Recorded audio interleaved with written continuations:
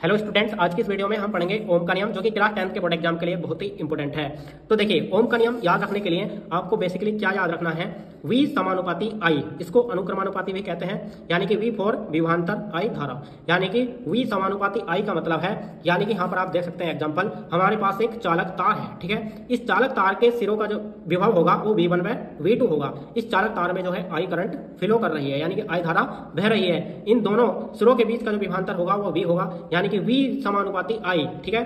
तो देखिए, कुछ इस प्रकार से ही ओम के नियम में लिखना होता है। सबसे पहले इसकी कुछ कंडीशंस होती हैं, उसको देख लेते हैं। यदि किसी चालक तार की भौतिक अवस्थाएं जैसे कि लंबाई, ताप, दाब, ठीक है, में कोई परिवर्तन न किया जाए, यानी कि किसी चालक तार की भौतिक अवस्थाएं जैसे कि लंबाई, ताप, दाब में कोई परिवर्तन न किया जाए, ठीक है। यानी कि हमारे पास 1 मीटर का यदि तार है और उसमें I धारा प्रवाहित कर रहे हैं, तो उन दोनों सिरों के बीच का जो विभवांतर V होगा, विभवांतर और धारा का जो अनुपात होगा एक नियतांक होगा, जिसको R से डिनोट करेंगे, ठीक है। तो देखिए, सबसे पहले इस प्रकार से लिखना है, यदि किसी चालक तार की भौतिक अवस्थाएं जैसे लंबाई, ताप, दाब में कोई परिवर्तन न किया जाए, तब इस नियम के अनुसार, ठीक है। तो देखिए, इस नियम के अनुसार क्या लिखना है, किसी चालक तार के सिरों के बीच विभवांतर V, यानी कि हमारे पास एक चालक तार है, इस चालक तार के सिरों के बीच का जो विभवांतर है हमारे पास V1 बाय V2, ये क्या है, विभव है, यानी कि इन दोनों विभव के बीच जो विभवांतर होगा चालक में बहने वाली धारा के समानुपाती होता है, ठीक है। किसी चालक तार के सिरों के बीच उत्पन्न विभवांतर V उसमें प्रवाहित धारा I के समानुपाती होता है।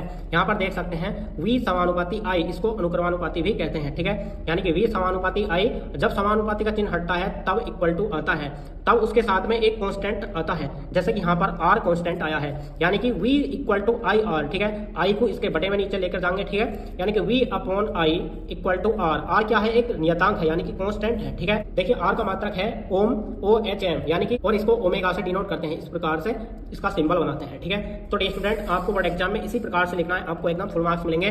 तो डियर स्टूडेंट, कमेंट करके बताना वीडियो। आज की इस वीडियो में हम पढ़ेंगे ट्रांसफार्मर, जो कि क्लास 12 के बोर्ड एग्जाम के लिए बहुत ही इंपॉर्टेंट है। तो डियर स्टूडेंट्स, इस वीडियो को बिना स्किप किए एकदम अंत तक देखते रहना, क्योंकि ये क्वेश्चन लगभग हर बार किसी न किसी साइड में पूछा जाता है, ठीक है। तो देखिए, ट्रांसफार्मर क्या होता है।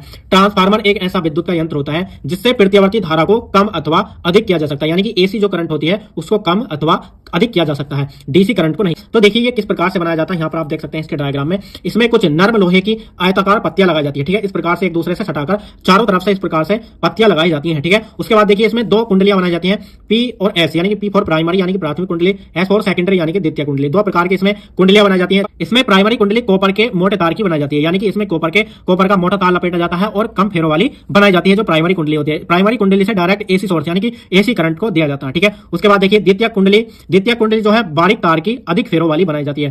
प्राइमरी कुंडली जो होती है उससे एसी करंट को जोड़ दिया जाता है, और जो सेकेंडरी कुंडली होती है उससे जो आउटपुट होती है उसको सप्लाई को ले लिया जाता है, ठीक है, द्वितीय कुंडली से। उसके बाद देखिए, थ्योरी इसकी किस प्रकार से लिखेंगे। ट्रांसफार्मर, इस प्रकार से हेडिंग लिखेंगे, उसमें आगे लिखेंगे ट्रांसफार्मर एक ऐसा विद्युत यंत्र है, यानी कि जो ट्रांसफार्मर होता है वो एक ऐसा विद्युत का यंत्र होता है जिससे प्रत्यावर्ती धारा के विभव को कम अथवा अधिक किया जाता है, यानी कि जो प्रत्यावर्ती धारा यानी कि एसी करंट जो होता है उसको कम अथवा अधिक किया जाता है, यानी कि प्रत्यावर्ती धारा के विभव को कम अथवा अधिक किया जाता है, ठीक है। ट्रांसफार्मर केवल प्रत्यावर्ती धारा के विभव को ही परिवर्तित करने के काम में आता है, यानी कि जो ट्रांसफार्मर होता है वो केवल प्रत्यावर्ती धारा यानी कि एसी के करंट को कम अथवा अधिक करने के लिए यूज होता है, यानी कि काम में आता है। ये बैटरी के करंट यानी कि जो डीसी करंट होता है उसके काम में नहीं आता, ठीक है। आगे लिखेंगे, दिष्ट धारा को नहीं, यानी कि जो दिष्ट धारा होती है बैटरी का करंट होता है उसको कम अथवा अधिक करने के लिए इसका प्रयोग नहीं किया जाता है, ठीक है। तो इसमें यही लिखना है कि ट्रांसफार्मर एक ऐसा विद्युत यंत्र है जिससे प्रत्यावर्ती धारा के विभव को कम अथवा अधिक किया जाता है।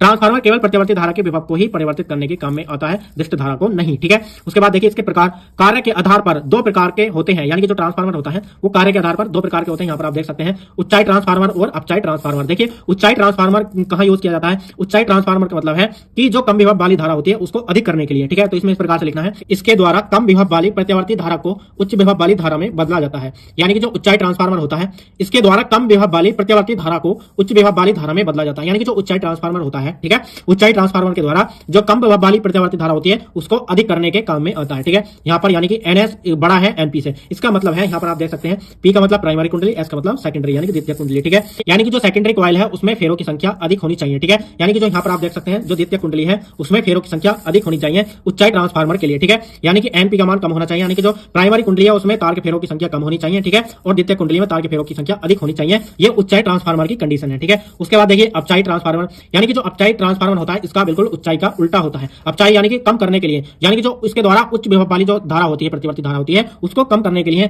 अपचाई ट्रांसफार्मर का यूज किया जाता है। ठीक है, देखिए यहाँ पर आप देख सकते हैं इसके द्वारा उच्च विभव वाली प्रतिवर्ती धारा को कम विभव वाली धारा में बदला जाता है, यानी कि जो उच्च विभव वाली धारा होती है उसको कम करने के काम में आता है अपचाई ट्रांसफार्मर। ठीक है, तो उसके बाद यहाँ पर देख सकते हैं जो प्राइमरी कुंडली में तार के फेरों की जो संख्या होनी चाहिए वो अधिक होनी चाहिए, यानी कि यहाँ पर आप देख सकते हैं प्राथमिक कुंडली में तार के फेरों की संख्या अधिक होनी चाहिए द्वितीय कुंडली की अपेक्षा। ठीक है, यानी कि इसमें यही कंडीशन बताई गई है कि एनपी का मान बड़ा होना चाहिए एनएस से। ठीक है, एनपी का मान क्या होना चाहिए, बड़ा होना चाहिए, यानी कि जो प्राइमरी कुंडली है उसमें तार के फेरों की संख्या अधिक होनी चाहिए द्वितीय कुंडली की अपेक्षा, जब भी हमारा ये अपचाई ट्रांसफार्मर बनेगा।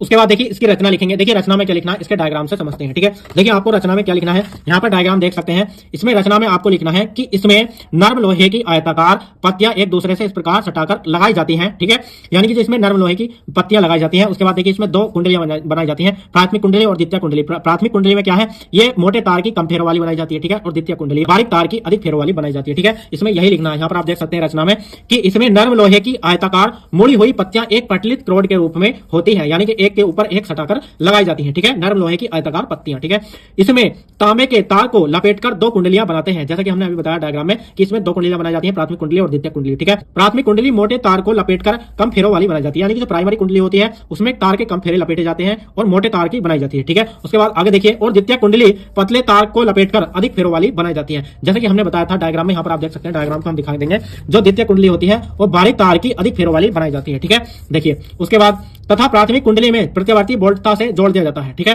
यानी कि जो प्राथमिक कुंडली होती है प्राइमरी कुंडली उसको एसी सोर्स से जोड़ दिया जाता है। यहाँ पर आप देख सकते हैं, यहाँ से इसको प्राइमरी कुंडली को एसी सोर्स से जोड़ दिया गया है। ठीक है, तो उसके बाद देखिए इसकी कार्यविधि। देखिए कार्यविधि में क्या लिखना है, देखिए कार्यविधि में देखिए जैसा कि हमने फैराडे का नियम बताया था, फैराडे के नियम से कुछ इस प्रकार से लिख सकते हैं, उसकी थ्योरी लिख सकते हैं कुछ। देखिए प्राथमिक कुंडली में देखिए हम विद्युत वाहक बल निकालेंगे, इसको डायरेक्ट लिखेंगे इस प्रकार से। जो प्राइमरी कुंडली है उसमें विद्युत वाहक बल ईपी, यानी कि ई होता है विद्युत वाहक बल, पी फॉर प्राइमरी कुंडली में। ठीक है, तो देखिए माइनस के NP delta phi upon delta T. ठीक है, यानी कि हमने फैराडे का नियम पढ़ाया था, उसमें बताया था E equal to minus K delta phi upon delta T. ठीक है, तो देखिए इसमें कुंडली की बात चल रही है प्राइमरी और सेकेंडरी कुंडली की। ठीक है, तो देखिए प्राइमरी को प्राथमिक कुंडली में यानी कि यहाँ पर पी लिखेंगे, यानी कि प्राइमरी कुंडली में विद्युत वाहक बल माइनस के NP in bracket delta phi upon delta T. ठीक है, ये इक्वेशन हमारी फर्स्ट हो गई। ठीक है, उसके बाद देखिए द्वितीय कुंडली में क्या करेंगे, द्वितीय कुंडली में हम केवल एस लगाएंगे। ठीक है, यहाँ पर हमने पी लगाया था, इसमें केवल एस लगाएंगे।